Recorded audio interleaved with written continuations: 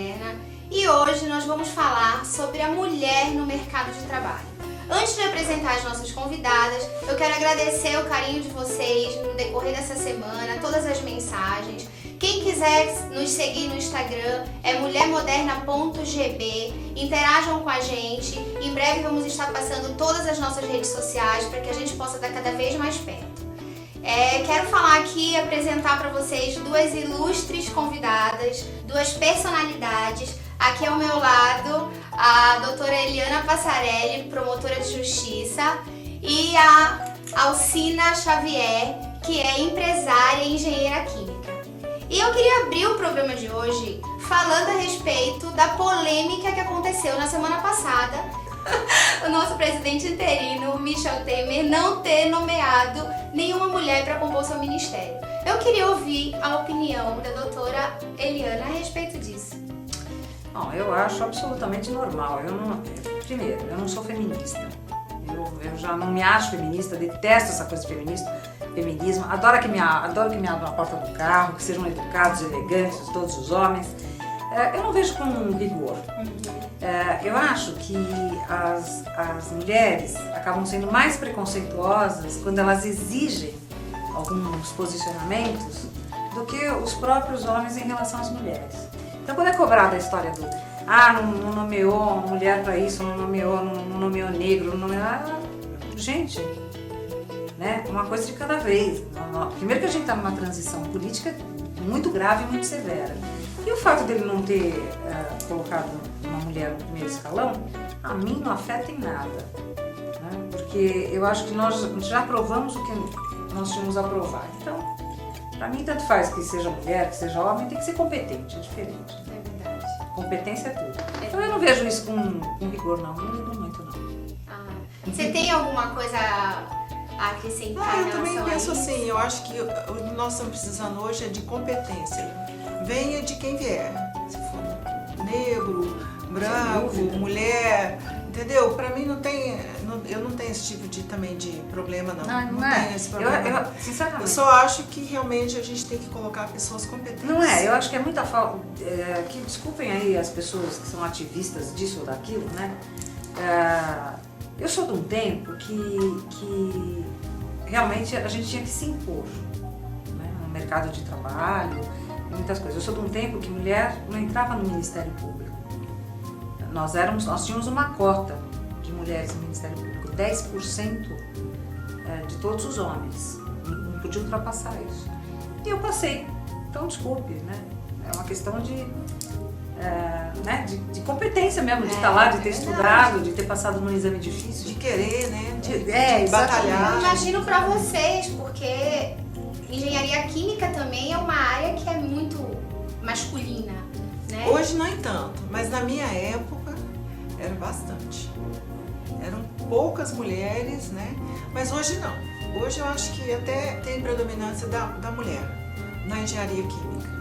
Como foi para você esse começo? Entrar numa área que não era tão explorada pelas mulheres e de repente você entrar? Conta um pouquinho pra gente. Foi tudo amor.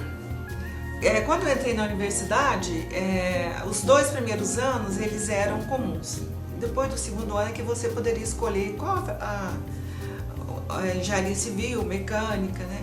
E eu sempre gostei muito de matemática. Matemática para mim acho que é a lógica de tudo. E durante o curso eu fui gostando, né?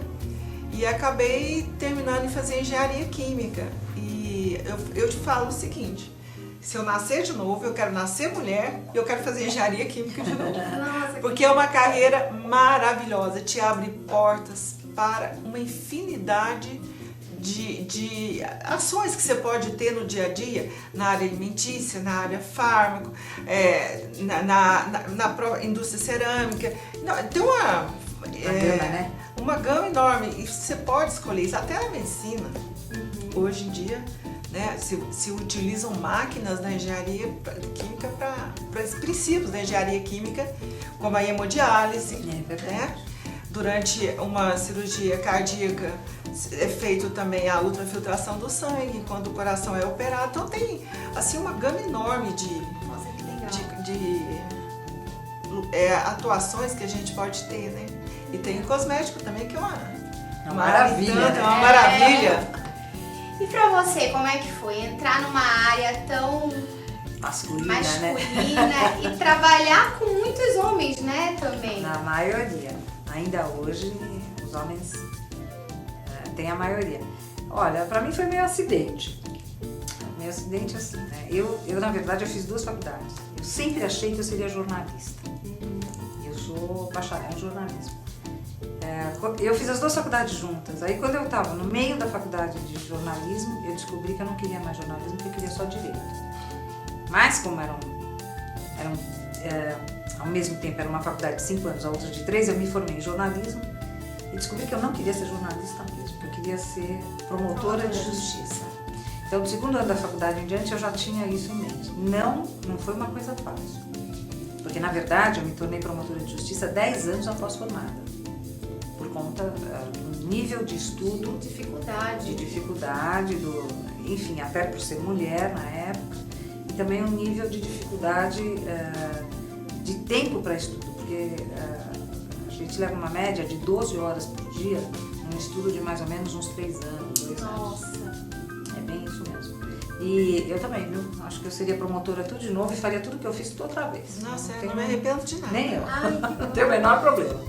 Enfrentaria bandido tudo outra vez, tá tudo certo. Você sofreu algum tipo de preconceito? Várias vezes.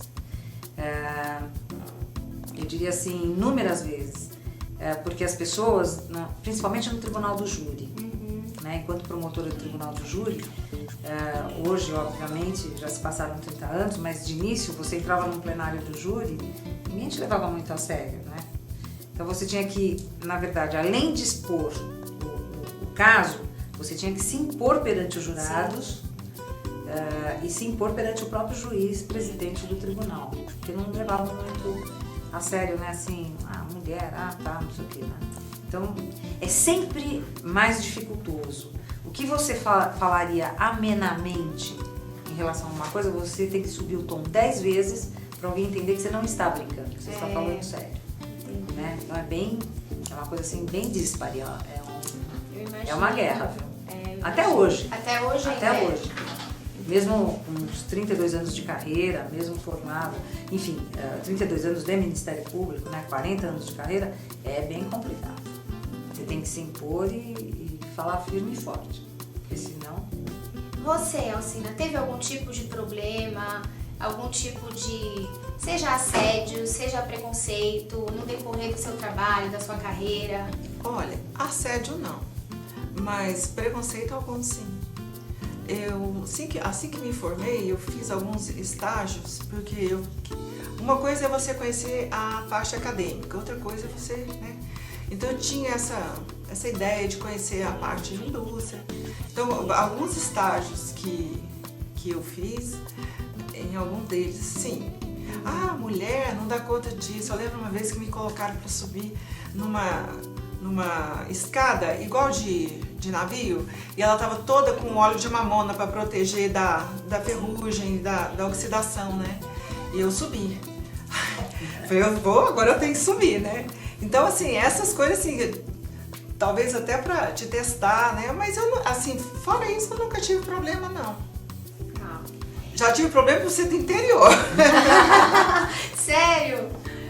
Mas tem algum exemplo para você dar pra gente? Não, assim, quando eu fui fazer pós-graduação, existia essa coisa, quem é do interior, quem é da capital, entendeu? Mas aí a gente mostra para que veio e dá tudo certo. É só uma questão de tempo, você se impõe pela sua competência, pela sua... Tempo, né? Pelo tempo, pela dedicação, né? Então eu acho que tudo na vida é assim. Eu acho que não é só com mulher, não. Eu acho que todo mundo tem que se colocar na vida da forma como se quer, tem que aprender, e eu falo que aprender é aprender mesmo, não é só fazer curso, é aprender, entendeu? Porque os homens são mais camaradas, né? Os homens acho que são mais camaradas entre eles, né? Eles são mais menos, exatamente, menos tolerantes com as mulheres, né? Então eu acho que eles acabam se protegendo mais e fazendo mais bobagem do que a gente, porque a gente é sempre muito certo, muito correto. É verdade. Eu falei a respeito de sedução E eu queria saber assim, vocês acham que a roupa que a mulher usa numa entrevista de trabalho ou na hora do trabalho interfere nisso? Que há pouco tempo saiu uma reportagem falando que a mulher era culpada por ser assediada. Então eu queria saber como é que vocês veem isso, como é que vocês acham. Porque realmente eu acho que não dá pra você chegar numa entrevista de trabalho com um decote, com uma mini saia. A mulher tem que saber se portar, né? Ela se impõe na forma de vestir, na forma de falar, na forma de se apresentar. Mas eu queria ouvir de vocês um pouquinho isso também.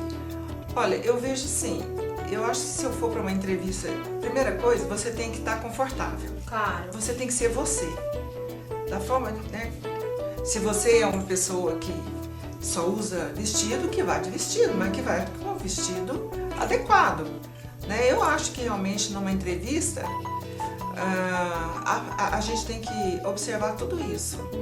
Né? Eu jamais iria para uma revista um vestido decotado, uma roupa justa, né? Eu acho que e depende muito da profissão, né? Engenheiro, por exemplo, vai de calça jeans, uma camiseta, um tênis, é mais ou menos assim o nosso universo, né? Eu fui criada nesse universo.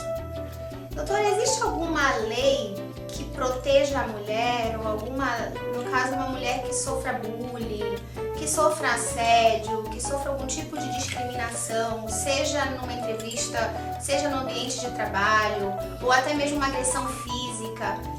Existe alguma lei que proteja a mulher? Existe, nós temos a Lei Maria da Penha, né? Está aí em relação à agressão, ameaça, mas é uma lei que protege no sentido de no ambiente doméstico, né? Sempre no ambiente doméstico. Quando a gente está na rua, e de alguma forma, né, nós somos vítimas de algum tipo de delito, é o Código Penal que vai ser aplicado como a qualquer cidadão. Aí não há... Existem algumas agravantes em relação à grávida, em relação à mulher, em relação a adolescente, menina, em relação à criança, mas aí dentro do próprio Código Penal. Eu só queria falar uma coisinha em relação à roupa. Eu sou muito favorável, sim, a um código.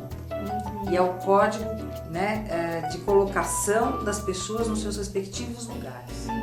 Então é óbvio que uma moça, uma jovem, ela tem todo o direito de se vestir de uma maneira mais moderna, de uma maneira mais ousada, legal, ótima. Ela não é culpada pelos crimes, em hipótese alguma, porque a gente não pode colocar a ação do outro, a ação criminosa do outro, como se fosse culpa da vítima. Claro. Mas existe uma matéria que se chama vitimologia, tá? E que é muito perigosa. É meio que uma loucura, mas assim, ele te matou porque você o provocou. Entendi. Entendeu? Uma coisa meio louca, mas existe essa ciência da vitimologia. Quando, na verdade, é o caráter desta pessoa autora que não importa o que essa vítima tenha feito. Né? Não pode haver essa compensação. Mas ainda eu acho que a mulher tem que se adequar e muito em relação aos dias de hoje. Nós estamos num país absolutamente vulnerável, nós estamos num país com a moralidade baixíssima, nós estamos num país onde a mulher não tem autoestima alguma e não sabe se colocar. Essa é a verdade. Se vocês vão receber essa semana e-mails xingando aqui o que eu estou falando, mas é bem por aí mesmo, porque eu observo dentro da faculdade, das minhas alunas na faculdade, até as mulheres que eu recebo nas promotorias de justiça.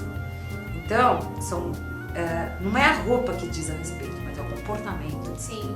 Que acaba também levando a isso. Então a gente tem que ter um código, né, mínimo para se conduzir. Como você vê as mulheres que ocupam os mesmos cargos dos homens, mas que recebem um salário menor? Então, pior é que eu vejo que a mulher aceita esse tipo de coisa. Né? Na minha carreira, não tem isso. Na nossa carreira, uma carreira em todo funcionalismo público, né? É uma coisa onde está o homem e está a mulher. Talvez a mulher trabalhe mais em relação ao homem nos mesmos cargos. Certo. Mas isso acho que é próprio da natureza, né? Agora, eu sinto que assim, a gente vive num país tão sofrido em que as mulheres preferem ganhar menos do que se impor no mercado de trabalho. Porque ela sabe que se ela se impuser, ela acabará perdendo o emprego. Então, eu acho que há uma acomodação em relação a isso, mas não é uma acomodação que não haja revolta, é uma acomodação necessária em função da desigualdade que nós vivemos. Entendeu? No seu mercado de trabalho, Alcina, você vê mais mulheres funcionárias ou empregadoras? Olha, infelizmente, funcionárias. Funcionárias. A mulher, eu até falo assim que a gente precisaria de colocar dentro dos currículos das universidades uma disciplina, que antigamente até tinha, entendeu? Para a pessoa conhecer melhor o que é aquela profissão. Por exemplo, às vezes eu quero formar pessoas, estou falando agora dentro do meu trabalho, pessoas que tenham iniciativa. Eu sinto que as mulheres têm menos.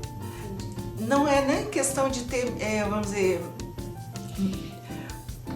qualidades inferiores, né? Não, é porque são mais acomodadas. Entendi. Sabe? Acho que a A mulher... mulher se contenta, né? Com Ela menos. se contenta, ela se acostuma com impressionada aquilo ali, e o homem já não é assim, entendeu? E assim, agora, falando agora da profissão de engenharia química, eu vejo mulheres muito bem colocadas, muito bem na profissão, entendeu? Pessoas que estão até fora, indo embora, bem colocadas, como também vejo pessoas que se acomodaram com o tempo e não buscaram inovação. Que a vida hoje, ela é muito dinâmica. Você tem que estar sempre inovando, buscando novidades e se aprimorando mais, entendeu? Agora, eu acho também que o mais importante não é nem isso. O mais importante é a gente fazer o que a gente gosta de fazer. Claro. Mas sabe o que eu acho, Alcina? Que às vezes também a gente não tem a disponibilidade de tempo que o homem tem. Sim. Porque a gente está sempre acumulando funções, né? Então esse aprimoramento Mas do a gente homem, permite, Pois é. a gente se permite isso. porque a gente está sempre acumulando isso. funções, né? Domésticas, de mãe, de não sei o que. Responsabilidades, olhar os pais, exatamente. o supermercado, levar o filho na escola, no médico, entendeu? A gente não divide isso. Então, a gente não Entendeu? delega também, né? Não delega.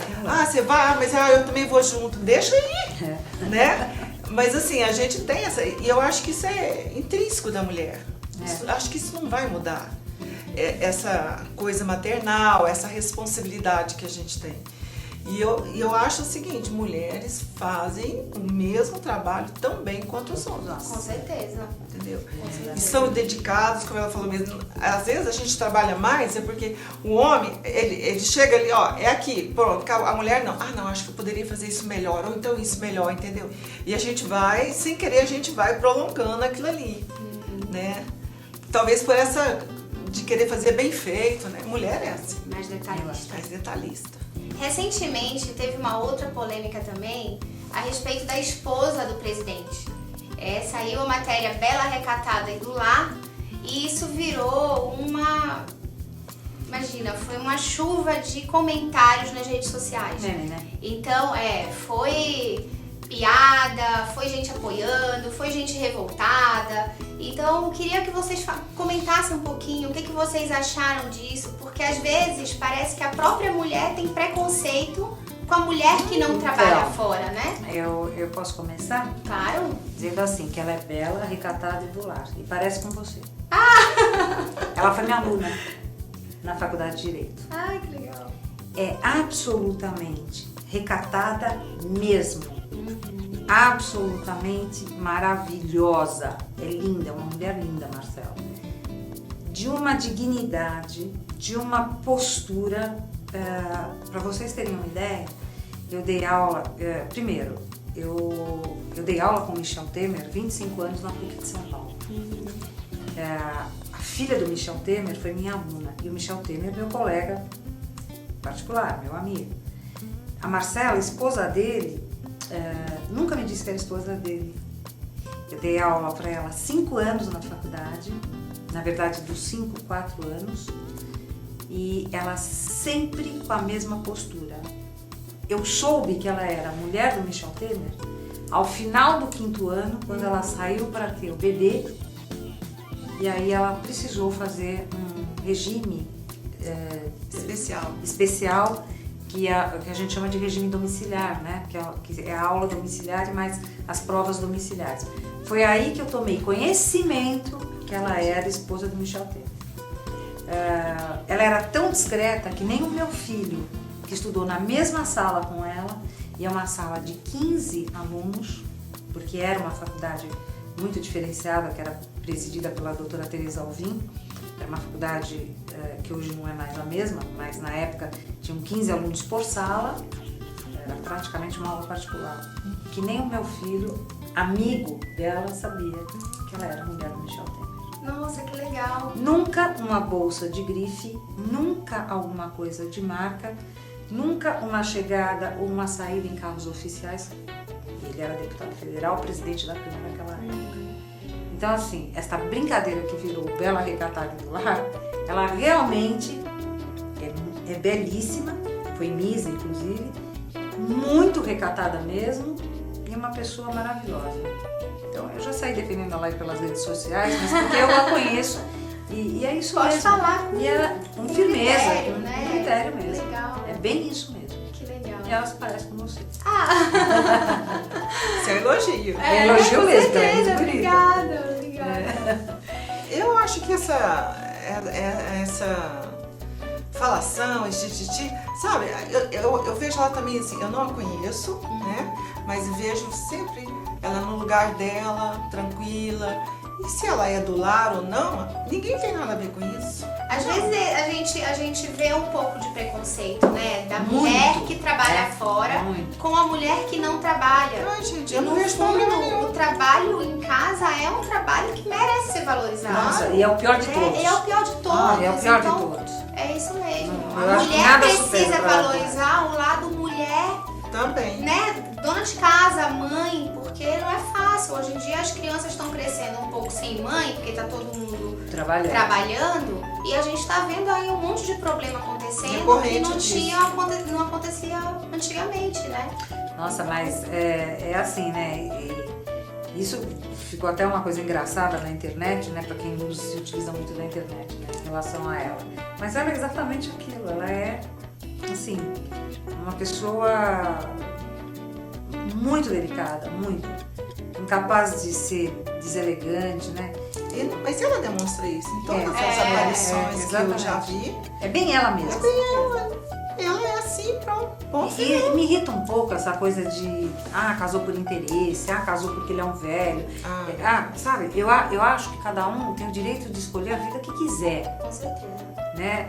Então essa coisa de porque ela é uma mulher lindíssima, não poderia ter se apaixonado por ele, que é 40 anos mais velho do que ela, eu acho isso uma bobagem. Né? Nos verdade. dias de hoje, principalmente. É verdade. Assim como é o inverso, né? As mulheres se São apaixonam pessoas mais jovens. com homens muito mais novos, né? É verdade. Então, eu acho que É válido, viva né? o amor. Exatamente. Exatamente. Não interessa de que forma.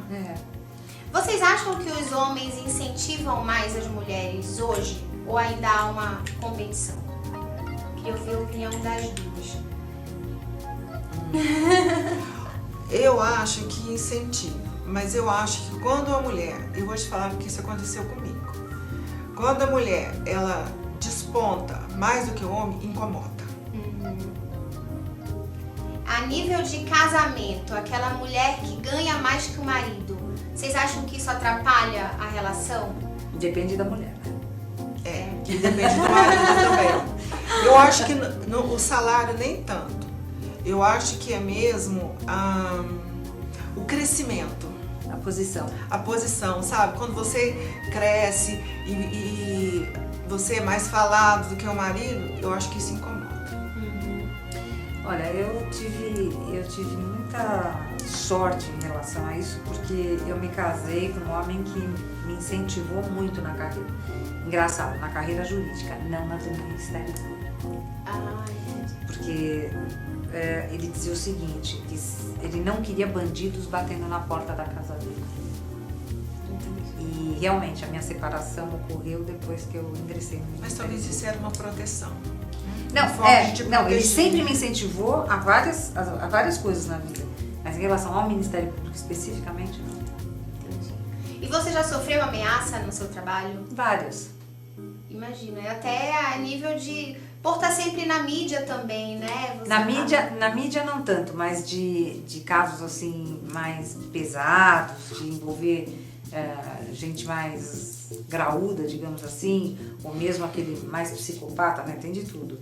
Eu já sofri sim algumas ameaças, mas confesso que, olha, eu já vou dizer aqui, não me incomoda, não me importa, e Deus está sempre no comando, entendeu? Isso aí. Se fosse pra ter medo, você não tinha escolhido essa não, profissão, com certeza né? não. Não pode ter medo. E o bandido que é bandido, ele respeita. Ele respeita porque ele sabe onde ele está pisando. Porque assim, não adianta se acontecer alguma coisa comigo, eu sou o número 1349 do Ministério Público, tem mais 2.500 atrás de mim. Eu só sou um número, né? Então atrás de mim virá outro promotor, da mesma forma, continuará o trabalho, mas o bandido que é bandido mesmo, ele sabe respeitar. Pessoal, o papo tá maravilhoso, mas a gente vai precisar dar um intervalinho e a gente volta daqui a pouquinho, tá bom?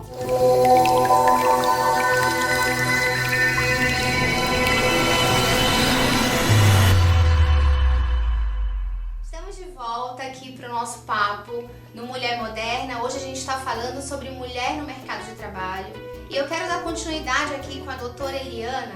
A gente estava falando sobre ameaça no bloco anterior e eu queria conversar com ela e queria que ela explicasse um pouquinho para vocês a respeito de um caso recente que teve de uma agressão de uma juíza dentro do fórum. E eu queria que a doutora falasse um pouquinho, será que isso aconteceu pelo fato dela ser mulher? Olha, primeiro, a gente tem que separar duas coisas. Primeiro, é uma área de violência doméstica. Então, é um homem que já é agressor de mulheres. Né? Então, ele não estava lá à toa, não estava lá porque ele cismou com a juíza. Pelo contrário, ele já estava sendo processado exatamente por ter agredido a esposa, a companheira, enfim, não sei. Então, a gente já percebe um distúrbio, né? E aí acho que até você pode falar melhor do que eu, em relação ao comportamento dele. Segundo, eu tenho certeza que aconteceu sim porque era mulher, porque se fosse um homem ele não pegaria, e aliás ela é muito delicada, ela é um tipo mignon. Talvez não acontecesse se fosse um juiz, um homem, né? Porque aí teria uma certa contenção de força. Por quê? O que ele se utilizou? Se utilizou de gasolina. Nossa. Então ele espalhou gasolina no corpo dela, e depois que ele espalhou a gasolina no corpo dela, quer dizer, ele a colocou numa situação que ela não tinha como levantar. Por quê? Ele estava com um isqueiro na mão e ela inteira de gasolina. Como é que ele conseguiu isso? Após colocá-la no chão, né? Após colocá-la sem defesa. Se fosse um homem, talvez ele não tivesse nem conseguido atear gasolina no corpo deste homem, deste juiz. Então eu acho sim que nesse caso pesou muito o fato de ser uma juíza e de ser uma juíza que iria colocar, né, um certo limite numa violência de natureza doméstica, onde a mulher era a vítima, a mulher dele vítima. Né? Acho que se fosse um juiz, talvez ele tivesse a possibilidade de estar lá de uma maneira mais tranquila, que é aquilo que a gente falou no início. Os homens são mais parceiros, então talvez um juiz tivesse a esperança de que o juiz o tratasse de uma maneira mais acolhedora, o que de fato com a mulher não iria acontecer em hipótese alguma. Né? Tanto que ele gritava para a juíza, você vai dizer 3 vezes que eu sou inocente. Ele gritava para ela, eu sou inocente, diga que eu sou inocente, diga que eu sou inocente. E obviamente com ela subjugada.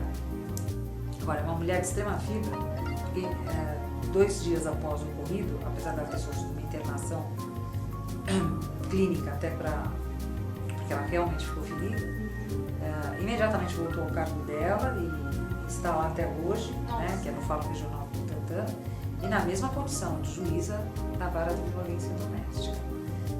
Isso também mostra a garra da mulher, viu? A gente falando agora do lado frágil, mas aqui... Mas sabe o que é admirável também no caso dela? É que ela não escondeu, ela deu entrevista, ela falou sobre, sabe? E não se escondeu. Ela, não, aconteceu e foi isso, né? Não, eu acho isso legal. Isso foi muito legal, até porque foram veiculadas as imagens dela, ela sendo agredida, ferozmente agredida. Isso mostrou que ela foi muito inteligente e usou de muita psicologia para lidar com isso serve até de exemplo pra gente no dia a dia, né? Às vezes que a gente é subjugada num crime, num assalto, enfim, esse país que é um horror em matéria de lei, né? Mas ela ficou absolutamente dentro do drama que ela estava vivendo, absolutamente calma, e ela se conduzia conforme ele determinava, dentro da loucura dele. Então ela foi conseguindo, né, essa situação. Todo mundo viu na televisão assim, tipo, eu vi 5 minutos, durou 5 minutos. Não, essa situação demorou mais de 2 horas. É que passaram 5 minutos. Mas ela ficou lá subjugada mais de 2 horas, né? E para ele não atirar fogo nela, era um segundo, né? Nossa. Tanto que não podiam atirar nele, porque uma fagulha Poderia. atearia fogo. Nossa. Então tiveram que usar de todos os modos, e aliás, parabéns a todos os policiais que agiram naquele momento, e conseguiram fazer com que ela saísse incólume daquela situação. Nossa. A gente está falando aqui da mulher no mercado de trabalho, e é claro que para a mulher chegar no mercado de trabalho, ela tem que passar por um vestibular. E a gente sabe que existe aqueles trotes bem complicados, bem traumáticos até. Então eu vou perguntar agora para a doutora, mas essa pergunta serve tanto para as mães em relação aos adolescentes, aos filhos que estão prestando vestibular, para que elas observem a primeira semana de aula, para que elas acompanhem isso aí de forma mais atenta, e para as mulheres que também estão fazendo prova e que também podem vir a passar por isso. Eu queria saber como é que tá essa questão dos trotes, como é que anda, se teve alguma mudança na lei recente, se ainda estão muito severos. Fala um pouquinho pra gente sobre isso. Infelizmente, os trotes continuam severos. É assim, eu particularmente trabalhei no caso daquele menino no chinês da USP, do Edson Suê. Eu fui a promotora do caso, eu e a doutora Maria Amélia Martins Pereira, durante 2 anos em perseguição, porque eu digo no bom sentido que é perseguição penal, para a gente chegar à autoria. De lá para cá, o que mudou? Uma lei inócua, apesar da boa vontade, no sentido de que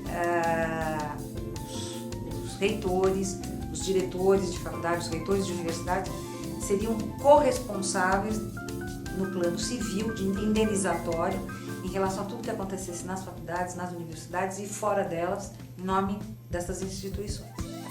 Muito bem. Esta foi uma lei legal. Outra coisa que aconteceu, que eu também acho do ponto de vista prático, que foi muito bom, é que hoje já existem alunos conscientes e que não fazem mais o trote violento. Eles fazem o trote que eles chamam de educativo. Não deveria haver trote. Essa coisa de rito de passagem, então vamos falar filosoficamente, vamos falar socialmente, tem que ter trote. A pessoa passa na faculdade, por mérito dela e acabou. Não tem que ter trote coisa nenhuma.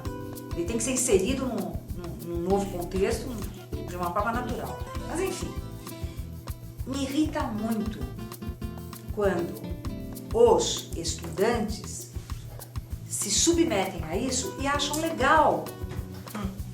Não se colocam de modo que assim, não quero, não vai fazer, não admito. Às vezes porque causa é tudo crime. trauma, né? A pessoa às vezes até desiste do curso. Vários estudantes. Todo ano Como acontece médica, eu, assim, não teve nada agressivo, mas psicologicamente foi pesado.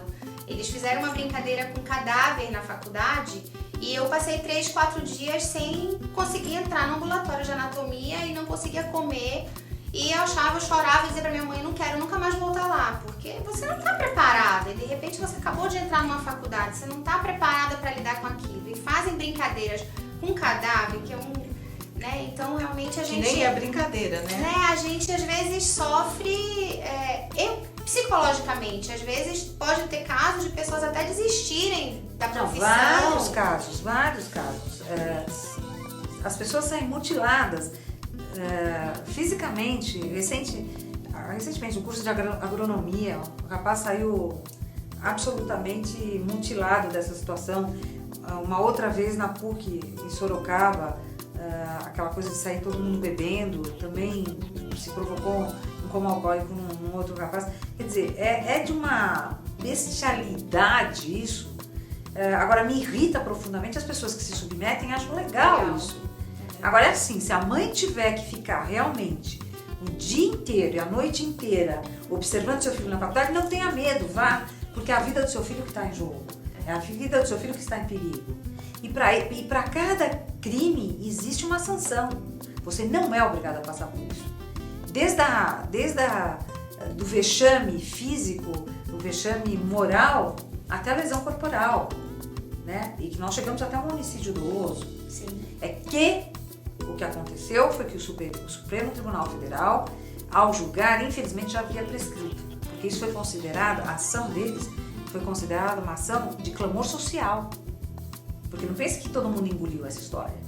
Eu não sei onde estão esses autores hoje, quem são eles.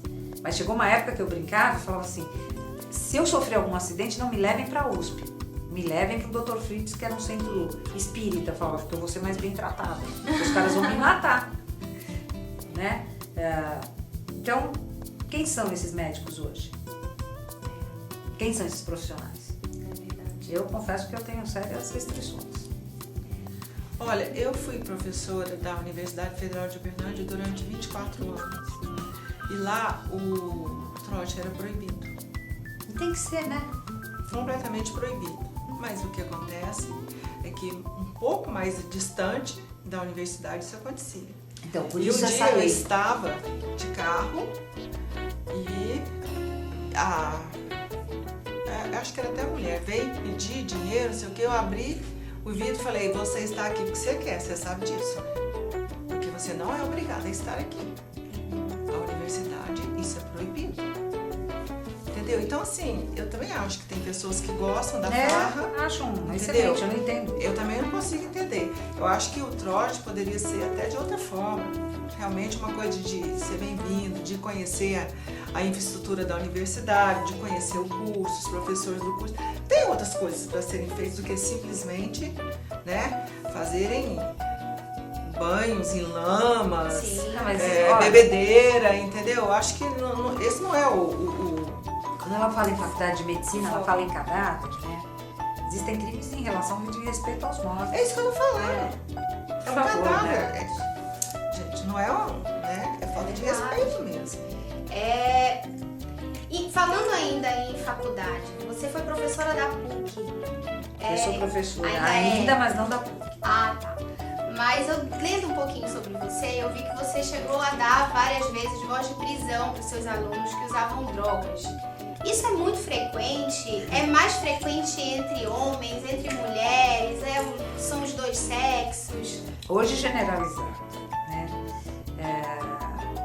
Na época, na PUC, hoje eu não sei como é que está, porque eu me desvinculei da universidade já tem uns 10 anos.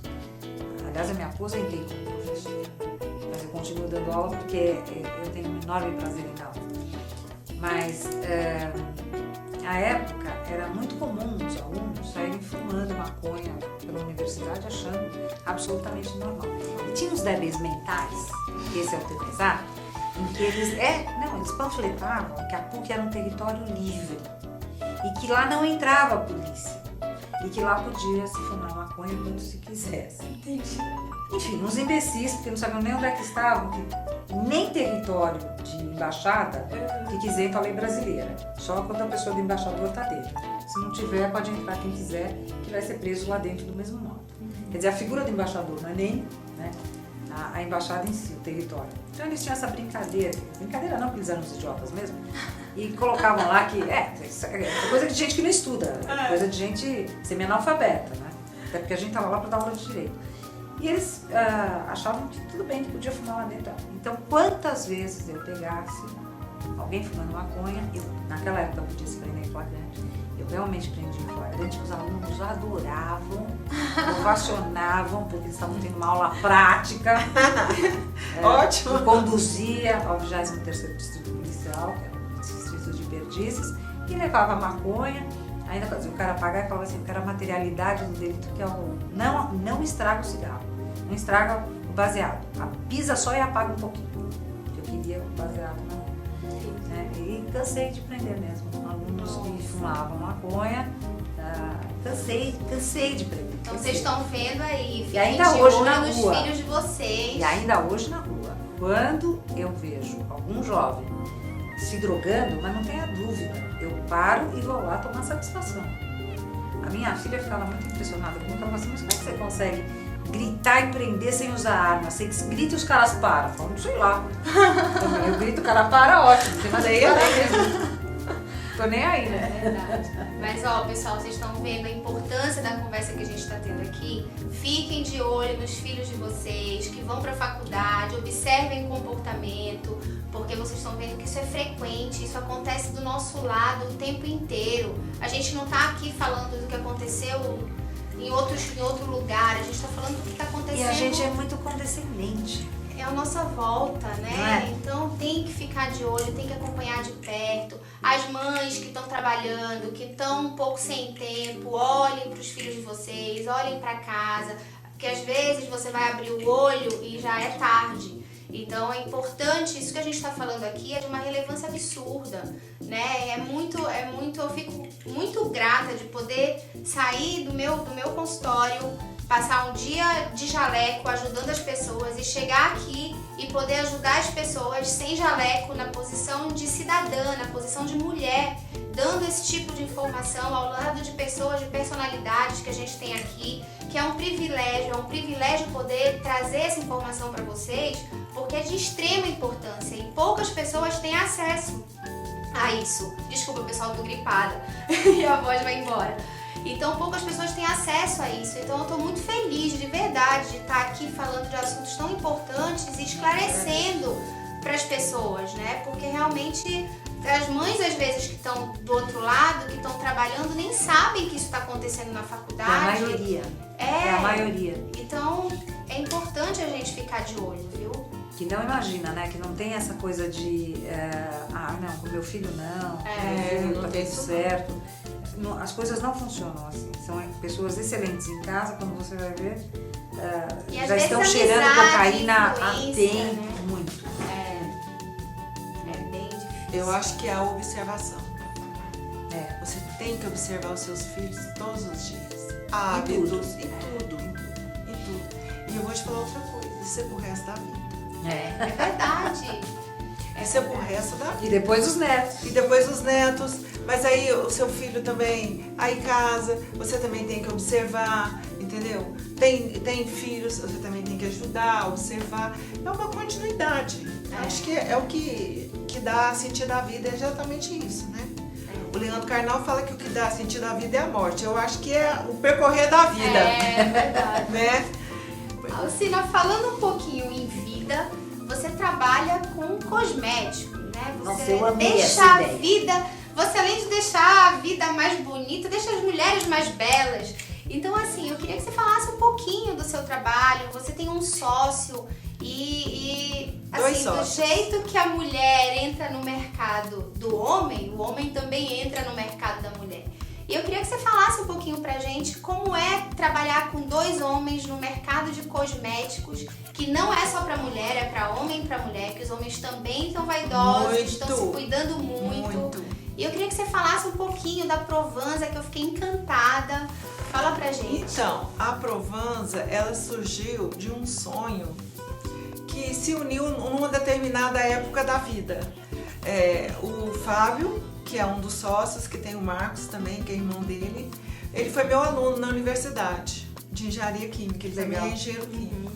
E ele é uma pessoa extremamente empreendedor, busca novidades, não tem medo de errar, porque eu acho que isso é tão importante hoje. Sim. É você, eu vou fazer, se der certo, ótimo, se não der certo, aprendi com o meu erro, sabe? Então, assim, ele foi meu aluno e a gente sempre se encontrava. Uberlândia ainda era uma cidade pequena, né? E se encontrava e ele me contava as novidades que ele estava fazendo, né? E um dia eu encontrei com ele, eu importei umas fragrâncias da França, queria que você fosse lá ver. Eu fui. Sempre tive esse relacionamento com meus alunos, sabe? Eu gosto de vê-los bem, gosto de vê-los, sabe, felizes, praticando o que eles gostam, o que eles aprenderam. Eu acho que não tem coisa melhor pro professor é você ver um ex-aluno seu. Senão bem, você foi bom professor. não é? Né? ou o conjunto, né, valeu, o conjunto de professores valeu. E um dia eu encontrei com o Fábio num restaurante, eu tava com meu filho, ele falou, tô querendo entrar nessa coisa de cosmético e tal, você não quer entrar comigo? Mas eu era professora da universidade, não poderia na época. E depois, eu vou dizer assim, quando eu estava no auge da minha carreira acadêmica, eu estava orientando várias teses de mestrado, fazendo vários projetos, entendeu? Eu tive um câncer de intestino. E foi assim como se tivesse me tirado do chão. Porque, igual você falou, eu também amava dar aula. Eu podia estar resfriada, com dor de cabeça. Eu entrava dentro da sala de aula e isso tudo passava. Não é verdade? É verdade. E o Fábio, durante todo assim, o meu tratamento, ele sempre me visitava, vamos sair, vamos fazer alguma coisa, entendeu? Então ele não me abandonou. Entendi. Sabe? E a gente foi criando esse laço, né? E aí, passado um tempo, eu já tinha terminado toda a sessão de quimioterapia, um dia eu estava também jantando, encontrei de novo com ele, e ele, sim, naquele projeto, não sei o que, e meu filho estava comigo, na época eu tinha 17 anos de idade, falou assim pra mim, mãe, você formou, você fez mestrado, você fez doutorado, você tem tanta coisa ainda para dar para as pessoas, esquece essa doença, já passou. Eu tô cansado de ver você e o Fábio conversando e a Provanda surgiu assim, de um sonho,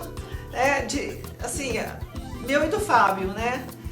E aí começamos a pesquisar, entendeu? E é por isso que vocês escolheram trabalhar só com coisas naturais? Porque a empresa deles trabalha só com coisa natural. Eu fiquei impressionada, é tudo à base de chá. Tem a ver com essa história? Tem a ver. Tem. Eu não quero, pelo menos de sã consciência, a gente não quer trabalhar com nada que a gente sabe que aquilo ali pode, não que vai, mas que pode algum dia ter alguma influência. Então, assim, eu sou muito... na hora de escolher os ativos que a gente vai trabalhar, eu troco muita ideia com o Fábio nesse sentido. Mas eu sempre tenho essa preocupação de não ter nenhum tipo de... Legal. Sabe? Sempre eu tenho essa visão. E eu sempre gosto assim, existe muito modismo, existem coisas que eu acho que são para ficar. Então a proposta nossa da Provanza, é um bem-estar de dentro para fora, é uma beleza de dentro para fora. Você concorda comigo? Quando você tá bem, quando você tá se sentindo bem, você tá feliz, tudo é assim. Tudo. É verdade, né? Sua fisionomia muda, sua pele muda, seu cabelo muda, não é verdade? É verdade. Então a gente quer isso, a gente quer passar esse bem-estar, né? Então dentro da nossa loja a gente tem a parte de cosméticos, tem a parte de banho, tem a parte home, tem a parte de spa, a gente tem uma aromaterapia, a gente tem um trabalho que a gente faz com chakras, que não tem nada a ver com religião, que é simplesmente um momento energético da pessoa, né? E intuitivamente ela busca ali o que ela está precisando naquele momento, daqui a um ano pode ser outra coisa. Sim.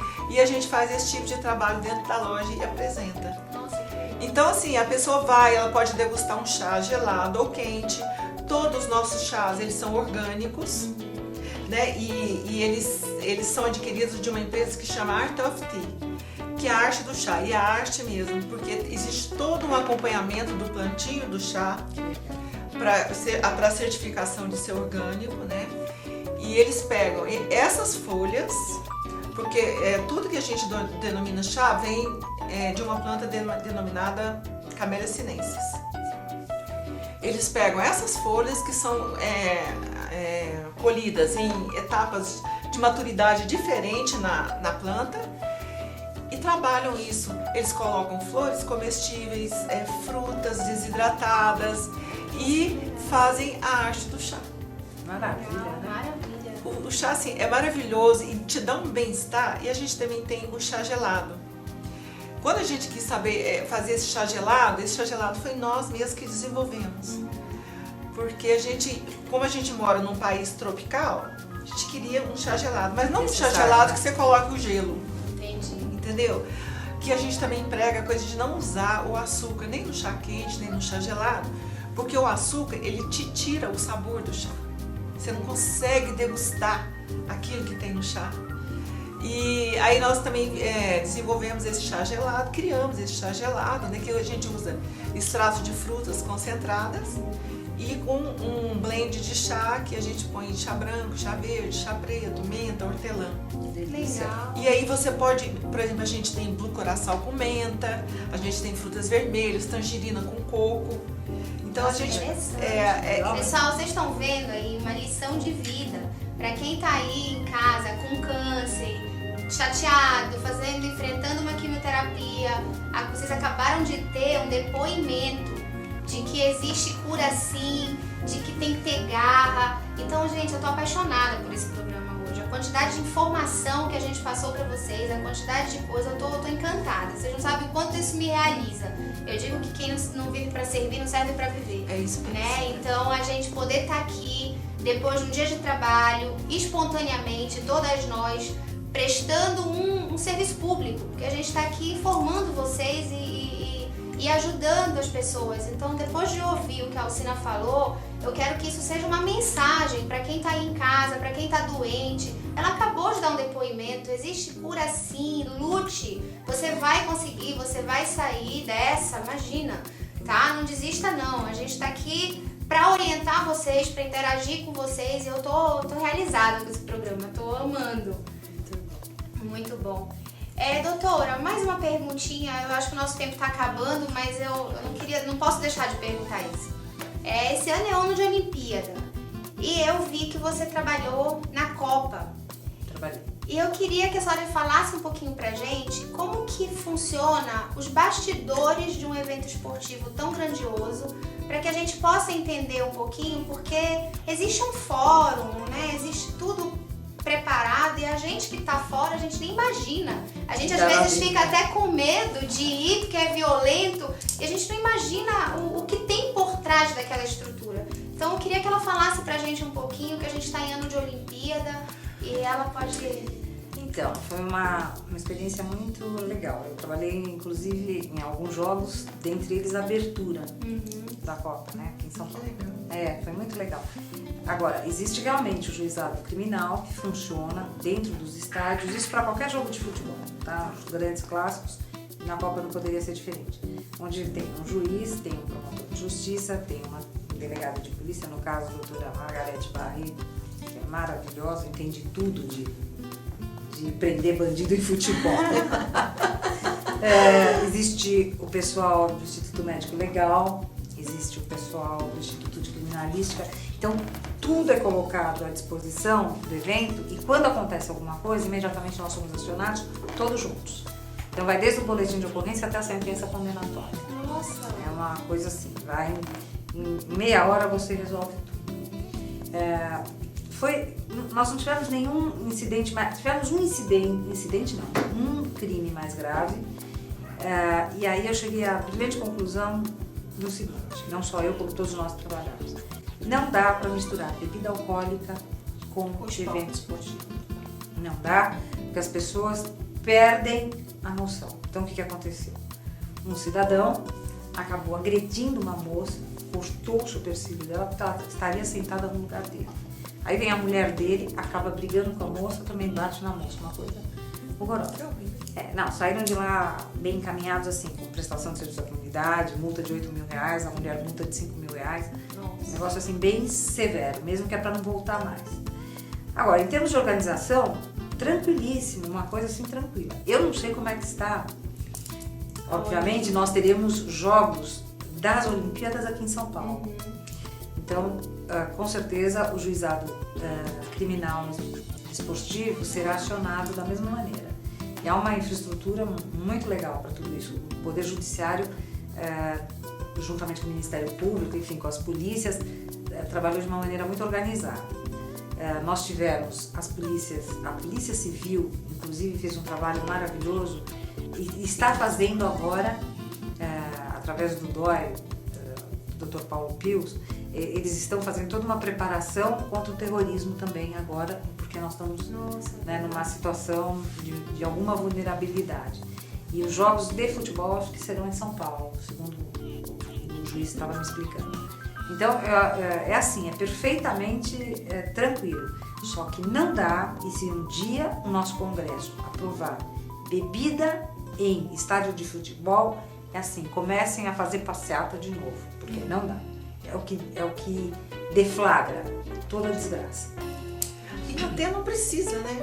Porque é um lugar para você assistir um jogo, se divertir com as jogadas. Muitos bêbados, muitos. É impressionante. E eu não vou lembrar o país, mas algumas torcidas que estão acostumadas com álcool também criaram problemas. Torcidas estrangeiras. Pessoal, o nosso tempo tá acabando. É uma pena porque esse papo tá maravilhoso. A quantidade de informação que a gente trouxe, eu tô encantada. Queria deixar um minutinho para vocês deixarem uma mensagem, falarem o que vocês quiserem para as mulheres que estão nos assistindo, que ouviram nossos conselhos hoje. Queria deixar um espacinho para você, doutora, lhe agradecer pelo privilégio de estar aqui compartilhando tanta informação, porque aqui eu aprendo também, viu? E aprendo muito. Olha, eu só quero dizer o seguinte, é muito bom ser mulher, mas saiba ser mulher, né? Com dignidade, com transparência, com sonhos a serem realizados, né? Eu descobri que a mulher não vive só de sentimento, a mulher também é razão. Sim. Então, quando você coloca Deus e razão, você acaba criando um sentimento de natureza positiva. Né? Quando você é só razão, péssimo. Quando você é só sentimento, você é uma imbecil. Desculpem, mas né, é a coisa da mulher, porque você não consegue dar um passo adiante, né, e chega ao ponto de ser agredida fisicamente, o que não existe, né, coisa pior. Então eu acho assim, se você fizer a junção do seu Deus, fizer a junção da sua razão, o teu sentimento flui, né, e tudo isso é um conjunto de coisas. E eu acredito muito na mulher, mas eu acho que a mulher ainda tem muito também que se favorizar, que às vezes a gente esquece de se valorizar. E você, Alcina?